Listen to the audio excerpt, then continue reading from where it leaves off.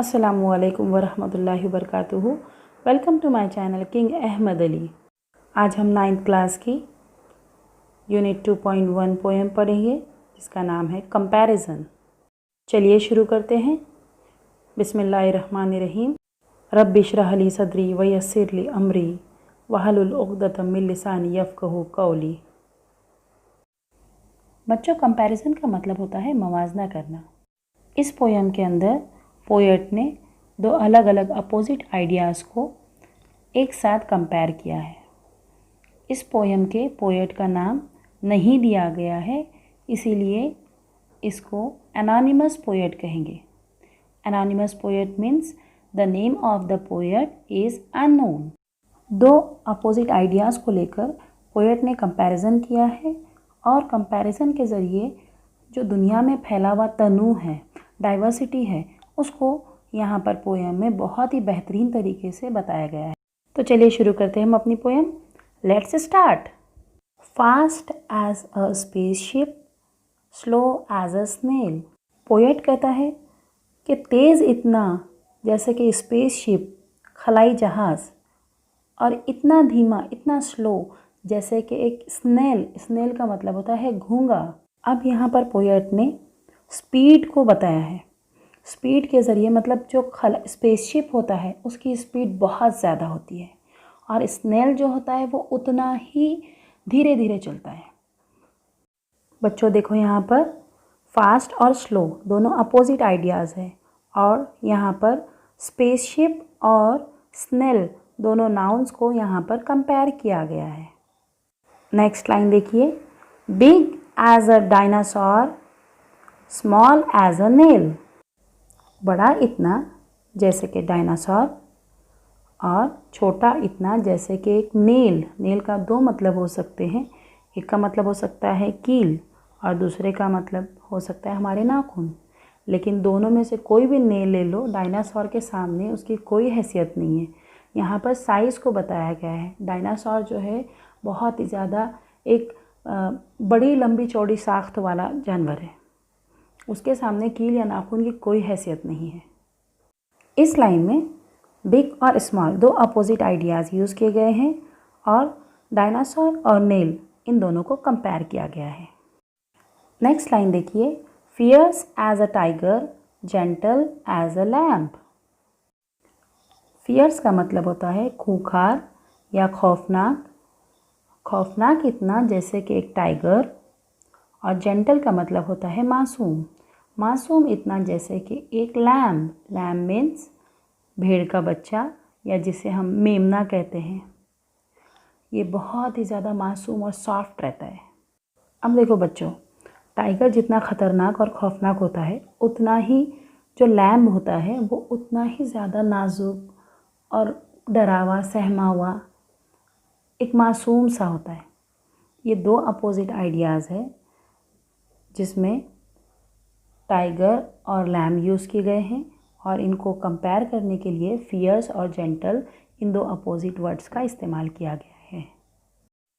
Sorry as a lemon, sweet as jam. Sour का मतलब होता है खट्टा, स्वीट का मतलब होता है मीठा। खट्टा इतना जैसे कि लेमन, लीमू, और मीठा इतना जैसे कि जैम, जिसको हम जेली वगैरह भी कहते हैं या मुरब्बा कहते हैं, जो कि तमाम मिक्स फ्रूट्स का बन सकता है या किसी भी फ्रूट का बन सकता है। उसके अंदर शुगर डाली भी होती है, तो ये बहुत मीठा होता है। जहाँ एक तरफ पोएट लीमू की खटास की बात कर रहा है, वहीं दूसरी तरफ मुरब्बे की मिठास की बात की जा रही है। सॉर और स्वीट इन दो अपोजिट आइडियाज़ को यूज़ किया गया है लेमन और जैम को कंपेयर करने के लिए। Dry as the desert, wet as the sea. सूखा इतना जैसे कि सहरा और वेट का मतलब होता है गीला। गीला इतना जैसे कि समंदर। यहाँ पोएट प्रेजेंस ऑफ वाटर की बात कर रहा है। जहाँ सहरा में, डेजर्ट में बिल्कुल एक बूंद भी पानी के लिए इंसान तरस जाता है, वहीं समंदर में इतना पानी होता है जिसकी कोई हद ही नहीं होती। Here poet use dry and wet to describe desert and sea. In the next line, square as a house, round as a pea. यहाँ पर पोएट स्क्वायर और राउंड ये दो शेप्स को बता रहा है। स्क्वायर का मतलब होता है मुरब्बा और राउंड का मतलब होता है दायरा नुमा, जो कि गोल। यहाँ पर पोएट कहता है कि चौकोन ऐसा, मुरब्बा नुमा ऐसा जैसे कि घर, house, round as a pea, गोल इतना जैसे कि पी का मतलब होता है मटर का दाना। यहाँ पर भी देखिए स्क्वायर और राउंड दो शेप्स को यूज़ किया गया है हाउस और पी को डिस्क्राइब करने के लिए। Cool as a cave, warm as a toast. Cool means ठंडा, वार्म मीन्स गर्म, केव मीन्स गार। ठंडा इतना जैसे कि गार, गर्म इतना जैसे कि टोस्ट। अब जो गार का टेम्परेचर होता है बहुत ज़्यादा ठंडा होता है और वहीं कंपेयर किया जाए टोस्ट से तो वो टोस्ट जो है बहुत ज़्यादा गर्म होता है क्योंकि वो भट्टी से निकला हुआ होता है। यहाँ पर कूल और वार्म दो अपोजिट वर्ड्स को यूज़ किया गया है केव और टोस्ट के टेम्परेचर को बताने के लिए। Noisy as a road drill, quiet as a ghost. शोर गुल वाला इतना जैसे कि एक रोड ड्रिल जो रोड को खोदने के लिए इस्तेमाल की जाती है, काफ़ी शोर गुल कर देती है, बहुत सर दर्द हो जाता है। और वहीं पर क्वाइट इतना खामोश जैसे कि एक घोस्ट। हम अक्सर सुनते हैं कि मैंने भूत को देखा है, लेकिन क्या किसी ने भूत को सुना है? किसी ने भी नहीं, मैंने तो नहीं सुना। इसीलिए यहाँ पर पोएट घोस्ट के अपीयरेंस को साइलेंट क्वाइट बता रहे हैं और कहते हैं कि नॉइजी इतना जैसे कि रोड ड्रिल और क्वाइट इतना जैसे कि घोस्ट। नॉइजी और क्वाइट दो अपोजिट आइडियाज़ को यूज़ किया गया है रोड ड्रिल के शोरगुल बताने के लिए और घोस्ट के साइलेंट नेचर को बताने के लिए। Strong as an ox, weak as kitten. ताकतवर इतना जैसे कि एक बैल, वीक इतना, कमज़ोर इतना जैसे कि किटन, बिल्ली का बच्चा। अब देखिए यहाँ पर स्ट्रॉन्ग और वीक दो अपोजिट वर्ड को यूज़ किया गया है बैल और बिल्ली के बच्चे की ताकत को बताने के लिए, फिज़िकल पावर को बताने के लिए। बैल का फिज़िकल पावर और बिल्ली का फिज़िकल पावर दोनों ही बिल्कुल अपोजिट आइडियाज़ है जिसको यहाँ पर कंपेयर किया जा रहा है। Hard as a rock, soft as a mitten. Rock means पत्थर, इतना सख्त जैसे कि पत्थर और नर्म इतना जैसे कि मिटन। मिटन मीन्स दस्ताने जो हैंड ग्लोव्स होते हैं। अब देखिए यहाँ पर हार्ड और सॉफ्ट दो अपोजिट वर्ड्स हैं और यहाँ पर बहुत ही खूबसूरती से बताया हुआ है कि भले से कितना भी सख्त रहो पत्थर की तरह या फिर मिटन की तरह नर्म की ही क्यों ना हो, मजबूती दोनों में ही होती है। जैसे कि मिटन जो बना हुआ होता है ऊन से, वो भी इतनी मजबूती से काम किया हुआ होता है कि हम कितनी बार भी उसको यूज़ करें वो ख़राब नहीं होता है, वो उसकी मजबूती बहुत दिनों तक कायम रहती है। पत्थर की भी अपनी एक मजबूती होती है, उसकी तो अपनी अलग ताकत होती है। यहाँ पर मजबूती को, फर्मनेस को बताने के लिए दो अलग अलग आइडियाज़ इस्तेमाल किए हुए हैं। Dark as a tunnel, light as the moon. अंधेरा इतना जैसे कि सुरंग, उजाला इतना जैसे कि चांद। यहाँ पर ब्राइटनेस और लाइट का जिक्र किया गया है। डार्क और लाइट इन दो अपोजिट वर्ड को यूज़ किया गया है टनल और मून को डिस्क्राइब करने के लिए। Night time, mid night, day time, noon. आधी रात का अंधेरा और दिन के वक्त का उजाला। मिड नाइट मीन्स आधी रात और नून कहते हैं आफ्टरनून को।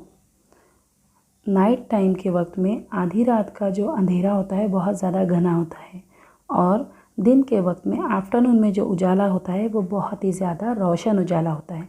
यहाँ पर मिडनाइट और नून इनको बताने के लिए नाइट टाइम और डे टाइम इसको अपोजिट आइडियाज़ को यूज़ किया गया। Tall as a giant, short as an elf. Tall और शॉर्ट दो अपोजिट वर्ड्स अगेन यूज़ किए गए हैं। जायंट बोलते हैं बहुत बड़ा, बहुत अजीम जो रहेगा उसको, और एल्फ जो होता है वो बौने को बोला जाता है। यहाँ पर टॉल और शॉर्ट दो अपोजिट वर्ड्स लिए गए हैं जायंट एंड एल्फ को डिस्क्राइब करने के लिए। Crooked as a mountain path, straight as a shelf. टेढ़ा ऐसा जैसे कि माउंटेन का रास्ता, पहाड़ी का रास्ता, और स्ट्रेट इतना, सीधा इतना जैसे कि एक शेल्फ। क्रूक्ड और स्ट्रेट दोनों अपोजिट वर्ड्स हैं जो कि बता रहे हैं शेप को और फॉर्म को। आप देखिए, आप किसी भी तरह का शेल्फ बना लीजिए, लेकिन उसकी जो सतह रहेंगी, उसका जो फॉर्म रहेगा वो बिल्कुल सीधा ही रहेगा। और पहाड़ी का जो रास्ता रहेगा, वो पहाड़ी भले से छोटी रहो या बड़ी, उसका रास्ता टेढ़ा मेढ़ा ही रहेगा। The world is full of opposites, so think of some yourself. ये दुनिया जो है पूरी तरह से ज़िद्दों से भरी हुई है, इसलिए खुद ही कुछ सोचिए। इस पोयम में पोएट ने कंपैरिजन करने के लिए हर लाइन में दो अलग अलग अपोजिट वर्ड्स को यूज़ किया है, और इसी के साथ एज वर्ड को यूज़ करके सिमिली फिगर ऑफ स्पीच हर जगह पर यूज़ की गई है।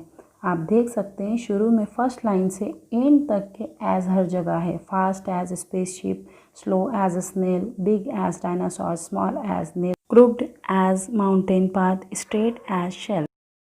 So finally we can say that the poem is about comparison between two things that have some opposite qualities. The poet has used various adjectives to show shape, size, temperature, speed, etc. I hope you enjoyed the poem. Allah Hafiz.